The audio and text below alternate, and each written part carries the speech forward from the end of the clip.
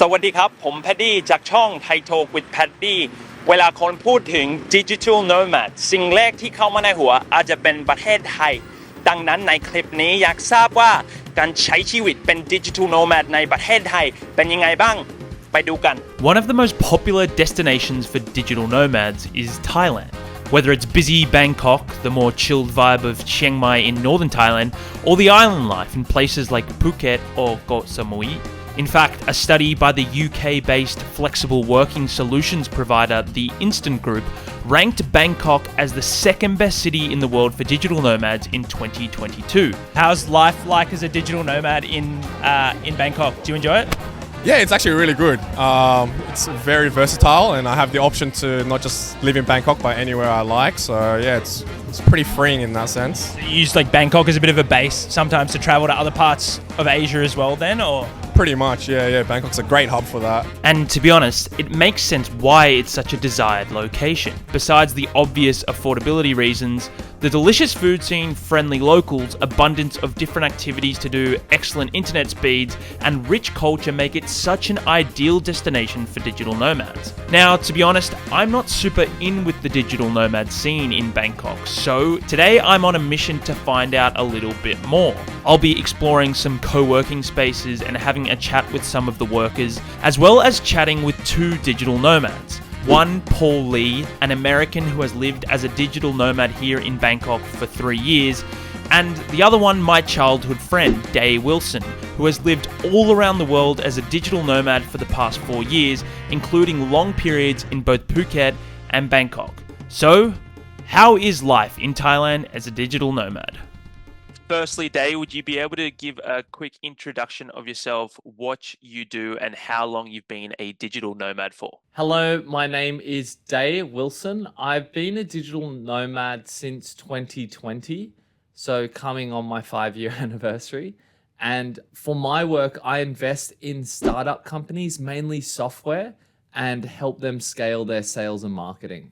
Day and I have been friends for a while, and I've been amazed how he's been able to be a digital nomad for such an extended period of time, living in all areas of the globe, in parts of Europe, America, Asia, Australia. You've done actually 2 stints in Thailand during that time, both in Bangkok and Phuket. When you compare it to all the different countries that you've lived in as a digital nomad, where do you rank Thailand as a destination? I would rank it number 1 easily. It's been the best country hands down as a digital nomad, and there's a couple of reasons why. For you, what makes Thailand such a great destination? We'll start with Bangkok first, eh? As a digital nomad, it's important to pick a place that's central for most of the world, and from the major airport in Bangkok, you can pretty much get to anywhere. Secondly, the time zone is excellent. If you want to service Europe and the US, it's kind of that nice in-between time zone. You may have to get up super early or stay up late on occasion to meet with clients, but it really is that nice palatable medium. The third thing is that the cost of living is just so affordable, but the standard of that living is really high. As well, I think in Thailand, the access to healthcare is fantastic. Unfortunately, I did get sick once when I was in Thailand, and it took about 6 minutes to go to a doctor. I was seen immediately and received medication in that same time period.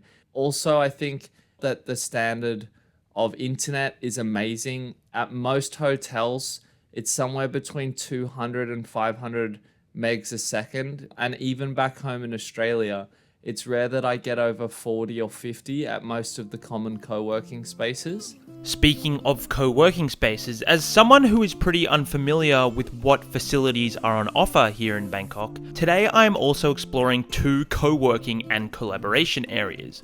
The first one, the Work Loft, Seoul. Okay, here I am at the Work Loft, Seoul. This is actually a really nice co-working space, so let me give you a quick tour.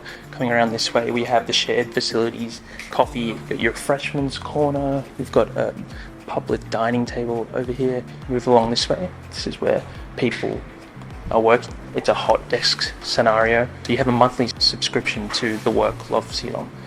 ต่อเดือนนะครับเท่าไหร่ครับ4,000 ต่อเดือนใช่ไหม Let's go down to the co-working space, the meeting rooms down this way. Oh wow.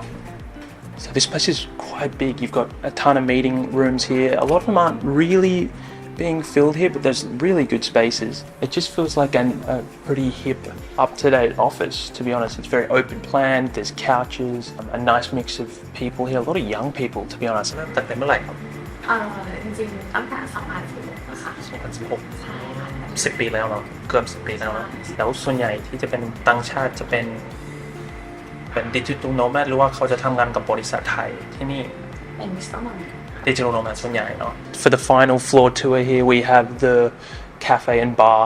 It's a really nice little cafe and there's a little rooftop area at the back there. This place is really nice.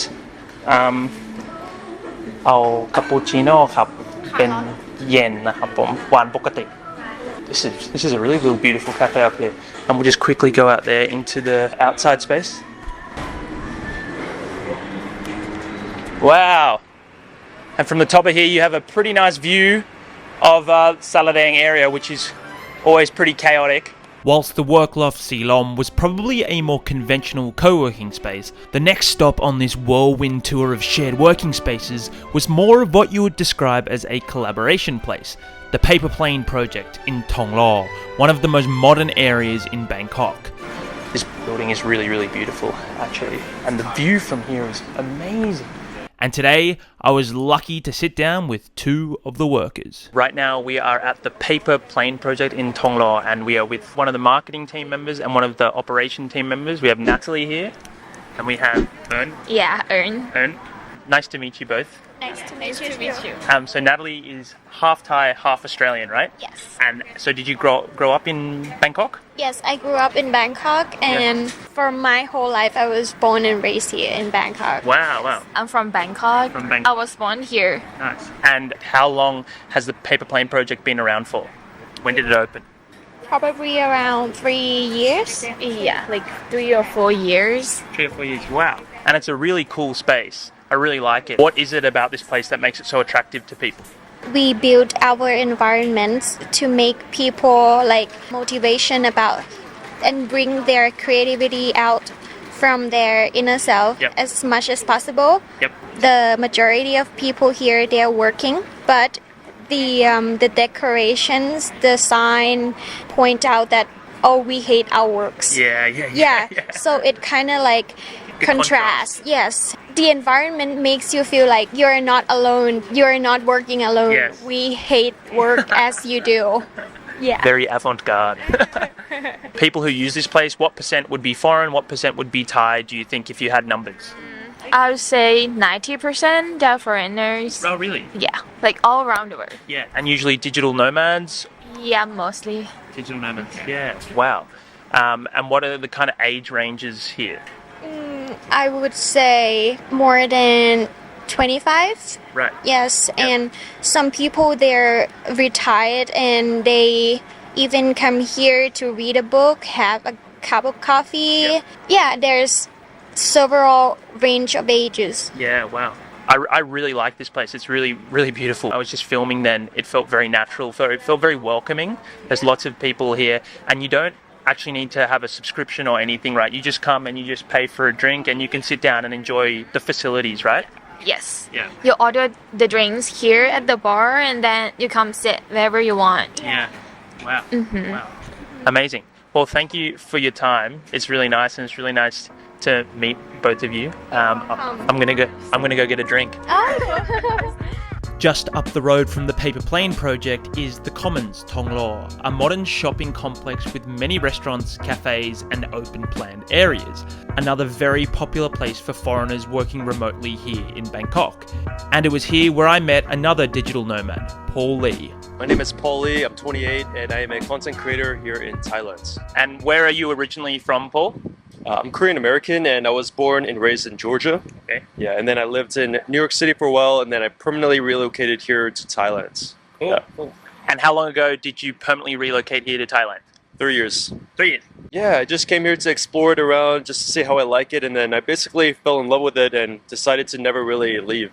Wow. So when you originally came to Thailand, obviously you're a content creator now, and for a lot of people watching, they've probably actually seen some of Paul's stuff both on YouTube and Instagram. But when you originally came, what was the plan? Was the plan just to do content creation and try and build a business off the back of that? Or did you have other business plans in mind? To be honest, I didn't have any income stream, any business opportunities, anything really aligned. I just came here for personal, like mental health reasons. I just wanted to live in a better place than New York City. Yep. And then eventually money was going dry, so I discovered all the ways to make money online, which includes like multiple ways I could get into. Yeah, for sure. So what do you do now then? What are your kind of different revenue streams as a digital nomad here in Thailand? Yeah, so one of them is content. Another one is some work in real estate as well. And then I also run a digital program where I help people become digital nomads. Yeah, well, so I guess you're essentially these days one of the kings of digital nomads here in Thailand. You do a lot of work in the digital nomad community. Yeah. So I guess outside of content creation, because I feel like there's a fair few content creators in Thailand already, what are some of the main occupations that you see digital nomads doing here in Thailand? Crypto is very, very popular here. Stock trading, anything to do with digital services or digital marketing is very, very popular. Sales, copywriting, and just doing like online remote work, online jobs like that. Yeah. And so after 3 years here in Thailand, how do you reflect on the whole experience? You've obviously loved living here in Bangkok, as I can kind of understand from what you're telling me. Is that correct? Yeah, I mean, I don't think I'll move anywhere else, to be honest. Really? Yeah.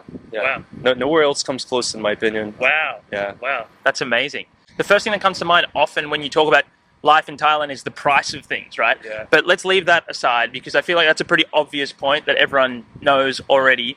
What other reasons attract you to be living in Thailand as a digital nomad? So I really think it's just like a perfect psychological and a physical base. Like the way I live my lifestyle here, it's not this like crazy vacation mode where I'm doing exciting things. I just do the normal things I would do back in America, but I do them here and I feel like it's honestly better. Like, for example, the community is very, very good. You can easily find your tribe. There's so many different types of people here. They have great cafes, great co-working spaces, great gyms, great health spas, great massage parlors, great food. It just like has really everything and ticks all the boxes, to be honest. Yeah, wow, that's so interesting. Has there been anything along the way that you've really had to adapt to or getting used to about either Thai society, Thai culture, the life of a digital nomad that you didn't expect? More so in terms of living in Thailand, learning the language, it really, really helps a lot. So I've been really serious about that for the past year. Speak pretty basic Thai now. Yeah, you're doing well, dude. But aside from like the work aspects, I think the only thing I can think of right now is if you have a remote work job, you might have to work Western hours. So you might have to stay up at like 1 a.m. or 3 a.m. hopping on calls, clocking in the work. So that's the biggest thing I could picture. But if you work for yourself, if you're self-employed, I think it should be pretty smooth.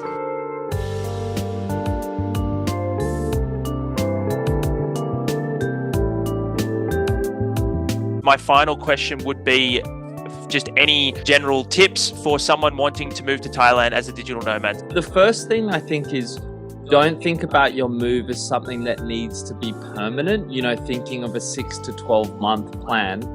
With modern airfares and the way things are, we're so lucky. I'd consider thinking about that 1 to 3 month plan. And that also gives you the opportunity to travel the world and see other places and keep your mind fresh. And I think one thing I'd say is it's important to learn the local language. So if you do have time, enrolling in a Thai school or to engage a Thai teacher is really, really worth it. So, ถ้าอยากพูดภาษาไทยท่องไปที่โรงเรียนภาษาไทยทุกวันครับ แน่นอนเห็นด้วย 100%. And with all of that said and done, I'm off to apply for the new Destination Thailand visa. Thank you to everyone who contributed and thanks for watching. เจอกัน